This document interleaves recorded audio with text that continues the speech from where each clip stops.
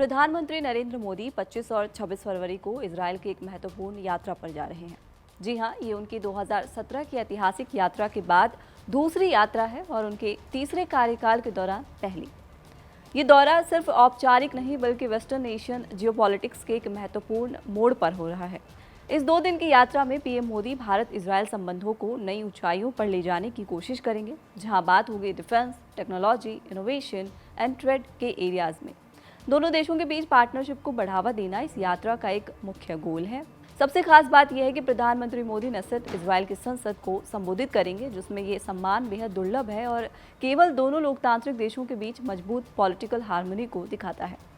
आपको याद दिला दें कि इससे पहले 2015 में पूर्व राष्ट्रपति प्रणब मुखर्जी ने नसट को संबोधित किया था, जो किसी भारतीय राष्ट्राध्यक्ष की वहां पर पहली यात्रा थी। इस यात्रा से न सिर्फ राजनीतिक और कूटनीतिक रिश्ते मजबूत होंगे, बल्कि दोनों देशों के व्यापार, रक्षा और तकनीकी सहयोग में नए अवसर भी खुलेंगे। यानी ये दौरा भारत इजरायल संबंधों का एक नया अध्याय बनने जा रहा है। अब आइए आपको बताते हैं कि जिस जगह पर पीएम भाषण देने जा रहे हैं उसका क्या इंपॉर्टेंस है।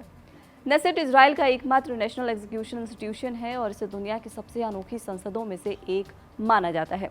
इसका नाम हिब्रू शब्द नेसेट से लिया गया है, जिसका मतलब है सभा या असेंबली।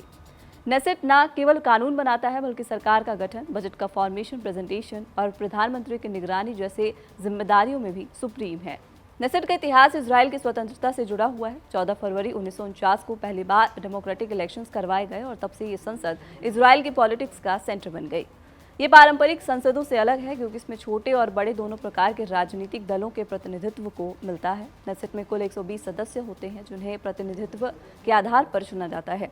चुनाव हर 4 साल में होता है। नेसेट का काम केवल कानून बनाना नहीं, ये बजट की मंजूरी देता है, सरकार की गतिविधियों पर निगरानी रखता है और प्रधानमंत्री सहित मंत्रिपरिषद की जिम्मेदारियों की समीक्षा करता है। इसके अलावा नेसेट की कई समितियां जैसे रक्षा, वित्त, शिक्षा और विदेश नीति समिति देश के अहम फैसलों में निर्णायक भूमिका निभाती हैं। बहसें अक्सर बेहद तीखी होती हैं और छोटे दल भी बड़ी नीतियों को प्रभावित कर सकते हैं।